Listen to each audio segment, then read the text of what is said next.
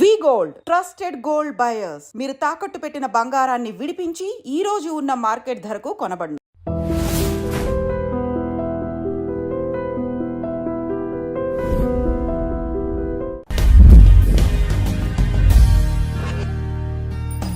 పునర్జన్మ ఉంది అని మీరు నమ్ముతారా? ఖచ్చితంగా ఉంది, అనుమానం లేదు. శాస్త్రీయంగా రుజువు చేయొచ్చు.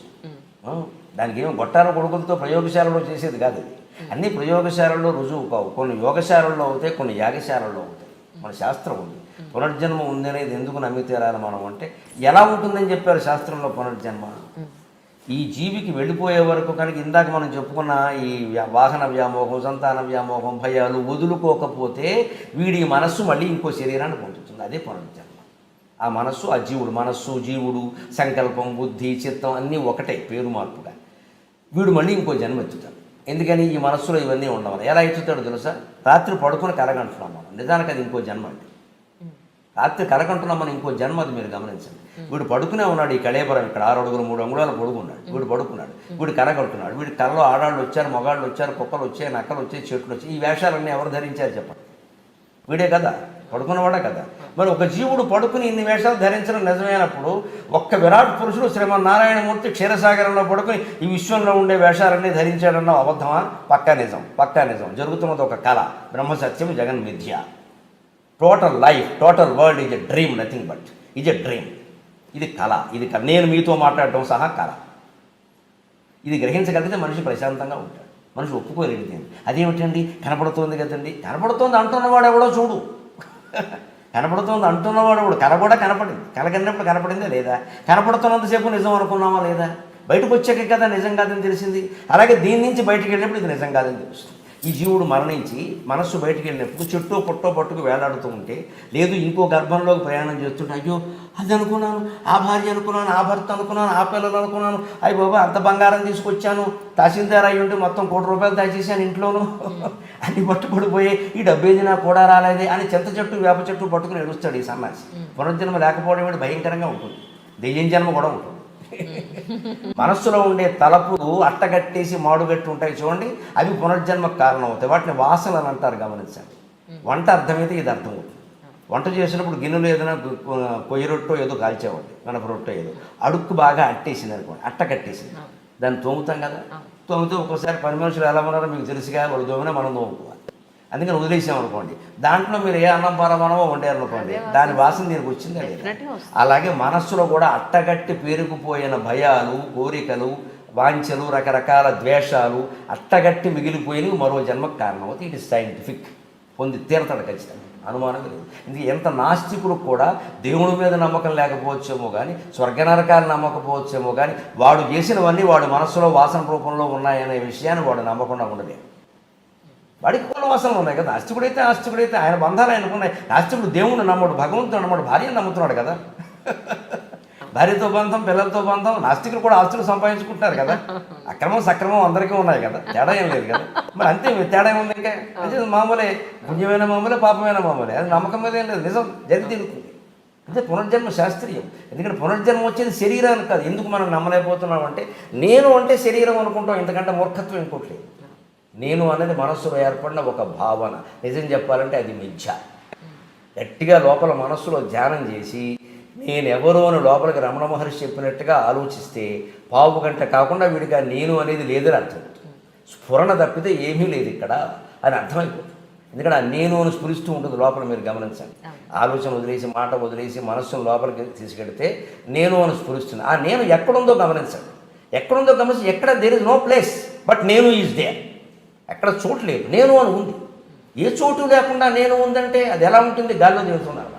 ఆ నేనే ఉంటే ఆ నేనే పట్టుకుని కూర్చోవాలి. అదే జపం. అందుకే మహర్షి, రమణ మహర్షి అన్నింటిలోకి గొప్ప మంత్రం ఏదంటే నేనెవరు అనేది గొప్ప మంత్రం అన్నారు.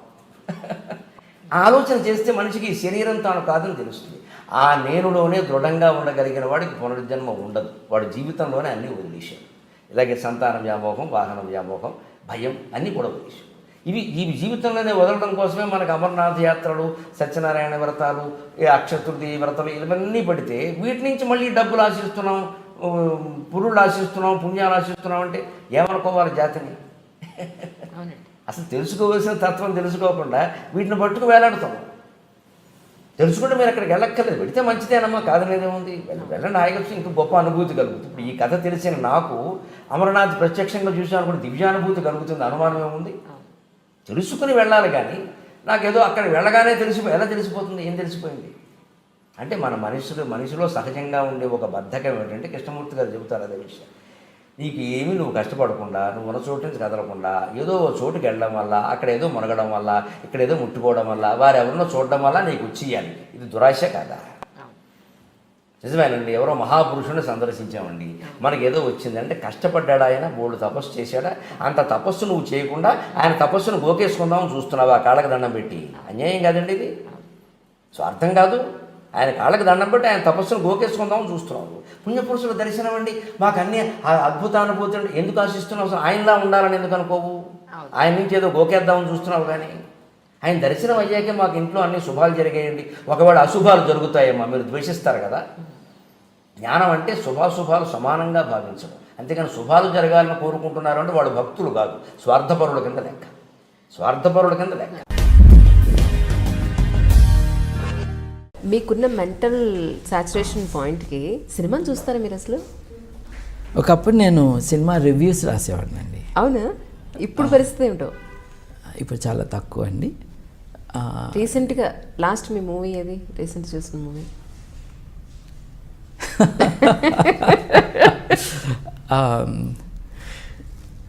మా బాబును నా వైఫ్ ఇద్దరు చిన్నపిల్లలే, ఇద్దరు కలిసి జాంబీ సినిమాలు చూస్తూ ఉంటారు. అట్లా నేను మా ఇంట్లో సినిమాలు ప్లే అవటం చూశాను, కానీ I never sat down to watch. నిజానికి దీనికి ఎవరు మీనింగ్ చూడకూడదు, మీరు అన్నారు కాబట్టి చెప్తున్నాను. నేను చూసిన లాస్ట్ 2 ఫిల్మ్స్ తెలుగులో సినిమా హాల్కి వెళ్ళి చూసినవి, 2 పవన్ కళ్యాణ్ సినిమాలు. మీరు ఆయన ఫ్యాన్ అని చెప్పుకోవచ్చా? లేదండి, I'm not a fan of any film actor. I'm not even interested in their personal lives or political ambitions. కానీ చూసినవి అవి. ఒకసారి ఊరెళ్తే అత్తారింటికి దారేది సినిమాకి అందరూ వెళ్తుంటే నేను వెళ్ళాను. అంతకుముందు గబ్బర్ సింగ్ సినిమా నంబర్ 1 అది చూశాను. ఇవే నేను చాలా తక్కువ సినిమాలు చూడటం. నిజానికి సినిమా చూడటం నేను మానేసిన కారణం, లైన్లో నుంచుని టికెట్ కొనుక్కోవాలి అన్న కారణంగా నేను వెళ్ళలేదు. ఏదో తప్పు చేసిన వాళ్ళలాగా అక్కడ లైన్లో నుంచుంటే ఒక గూర్ఖా వచ్చి కర్ర పట్టుకుని నువ్వు ఇట్లా నుంచో అట్లా నుంచో అని డైరెక్ట్ చేస్తూ ఉంటే I did not relish that experience. ఇప్పుడంటే మీరు నెట్లోనే బుక్ చేసుకోవచ్చు, కానీ నెట్లో బుక్ చేసుకోవక్కర్లా, నెట్లో ఇంట్లోకి తెచ్చుకోవచ్చు సినిమా. కానీ నేను చూడలేదంటాం నిజమే, కానీ అప్పుడప్పుడు ఎక్స్ట్రాక్ట్స్ సినిమాలు చూస్తూ ఉంటాను. ఐఎమ్ టికిల్డ్ బై బ్రహ్మానందం గారి కామెడీ. అవునా? I'm tickled by it. అప్పుడప్పుడు కొన్ని డిస్టేస్ఫుల్గా ఉంటాయి, కానీ overall they make me laugh. Brahmanandam గారి హ్యూమర్ ఐ ఎంజాయ్ అండి, ఆర్ హిజ్ యాక్టింగ్. అంటే స్లాప్ స్టిక్ కానీ బాడీ షేమింగ్ చేయనివి కూడా ఇంటెలిజెంట్ అండ్ ఫన్నీ డైలాగ్స్తో ఉన్నాయి, కొన్ని ఉంటాయండి. That appeals to me. But overall అంటే నాకు సినిమా అది ఇంట్రెస్టే ఉంది. నేను I have been more interested in European cinema, German and French. So నేను ఇండియన్ ఎక్స్ప్రెస్కి కాలేజ్ డేస్లో ఉన్నప్పుడు I use to right reviews. నేను హైదరాబాద్ ఫిల్మ్ క్లబ్ మెంబర్ని. చాలా దూరం వెళ్ళి సారథి స్టూడియోస్లో ప్రతి వారము కొరియన్ ఫిల్మ్స్, ఇరానియన్ ఫిల్మ్స్. మీరు లేనిది ఎక్కడని అడగండి. అంటే cinema as an art form, how to tell a story అండి. What is cinema? It's how to tell a story. అది చక్కగా ఎవరు చెప్తారు అన్నది వెతుక్కుంటూ ఉంటాం. Because story is entertaining, sometimes it is ennobling. మనం కథ విని ఆ హాల్ బయటకు వచ్చేటప్పుడు డిఫరెంట్గా బయటకు వస్తాం.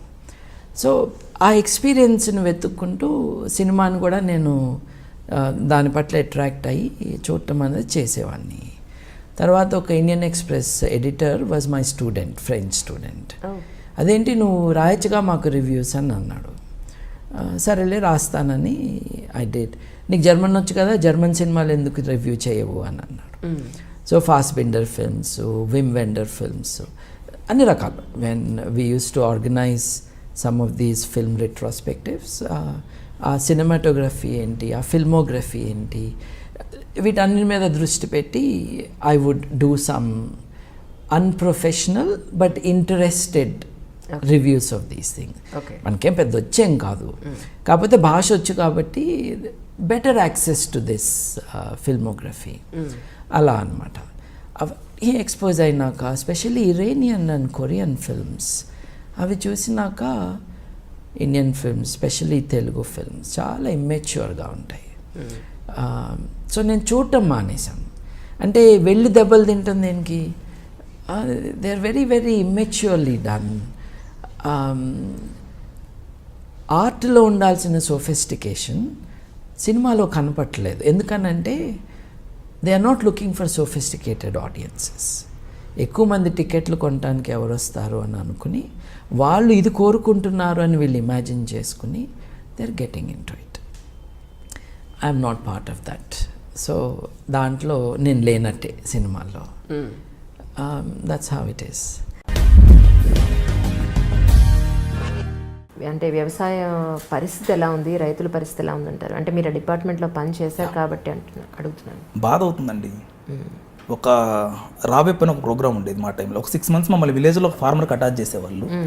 ఆ టైంలో ఏ రైతుని అడిగినా సార్ మీ బిడ్డని మరలా మీరు ఫార్మర్ చేస్తారంటే నేను చేయనండి అనేవాళ్ళు.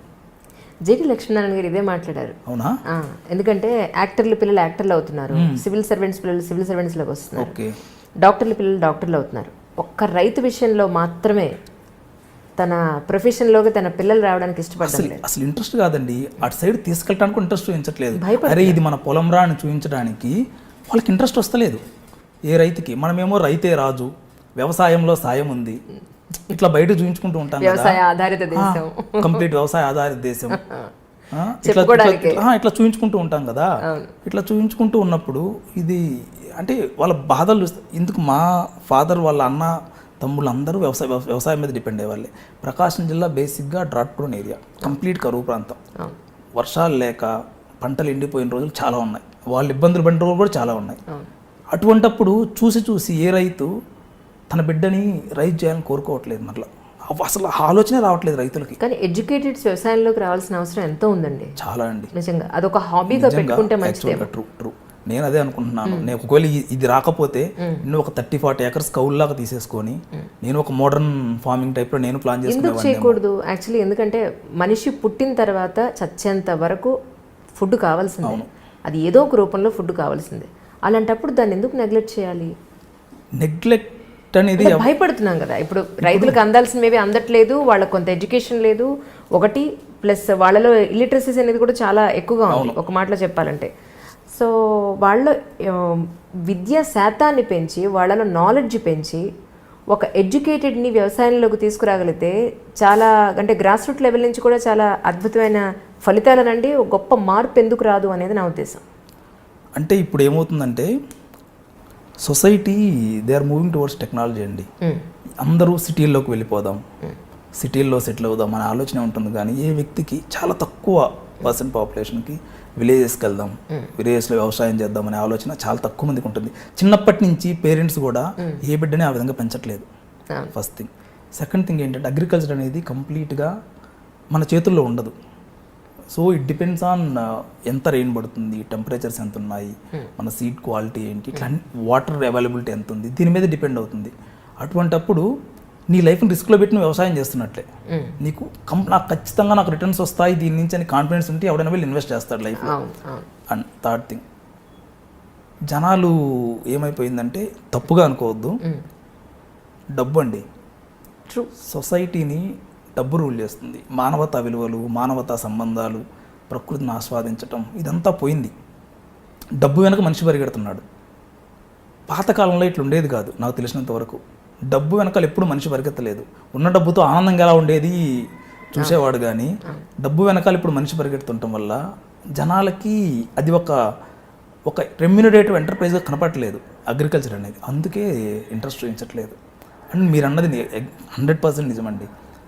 చిన్నప్పటి నుంచి లైక్ టెక్స్ట్ బుక్స్లో కానీ ప్రతి ఒక్క దాంట్లో కిడ్స్కి అగ్రికల్చర్ దాని ఇంపార్టెన్స్ సీరియస్గా చెప్తున్నాను. మీరు తప్పు అనుకుంటే నేను మెన్షన్ చేయను. ఈ మధ్య విలేజ్ విజిట్కి వెళ్ళాం. మాతో పాటే సెలెక్ట్ అయిన ఒక ప్రొబేషనర్, ఇది ప్యాడీ క్రాపర్ అంటే, ఓ ప్యాడీ ఇట్లా ఉంటుందా అన్నాడు. నార్త్ ఇండియన్, ఓకే నేను తప్పు ఒప్పలేను, ఎందుకంటే అతను ఢిల్లీలో పుట్టి పెరిగాడు, అతనికి అవసరం రాలేదు ఏ రోజు, ఎందుకంటే అతను కాంక్రీట్ జంగిల్ కంప్లీట్గా, కాంక్రీట్ జంగిల్లో ఉన్న వాళ్ళకి తప్పుగా అనుకోవద్దు ఎవరు, కాంక్రీట్ జంగిల్లో ఉన్న వాళ్ళకి ప్యాడీ ఇలా ఉంటుందని తెలియాలని రూల్ లేదు, అది అతను తప్పు కూడా కాదు. లేదండి, అక్కడ వాళ్ళకి తెలియకపోయినా ఆశ్చర్యపోకలేదు. ఇక్కడ మన తెలుగు రాష్ట్రాల్లోనే తెలియని పిల్లలు చాలా మంది ఉన్నారు, ఇలా ఉంటుందని కూడా తెలియదు, గేదెకి ఆవుకి తేడా కూడా తెలియదు వాళ్ళకి. అది అట్లా అంటే అది నేను తప్పు అనను, అది ఒప్పు అనను, ఎందుకంటే పెద్దలు ప్రతిదానికి బహుముఖాలు ఉంటాయంటారు. ఇది మంచి చెడు అనేది ఏం లేదు, బట్ ఆలోచించుకోవాలి ప్రతి ఒక్కళ్ళు ఈ విషయంలో. Press the bell icon for more updates. Subscribe to iDream. Subscribe to iDream. Please subscribe to iDream. Subscribe to iDream. Please subscribe to iDream. For more such videos, please subscribe to iDream. For more videos, please subscribe to iDream. And you're watching iDream Media. Please like, share and subscribe to the channel. And don't forget to subscribe to iDream. Please subscribe iDream Media. Do subscribe to iDream. Subscribe to iDream Media. Do subscribe to iDream Media. Don't forget to subscribe. Click on the button below. Don't forget to subscribe to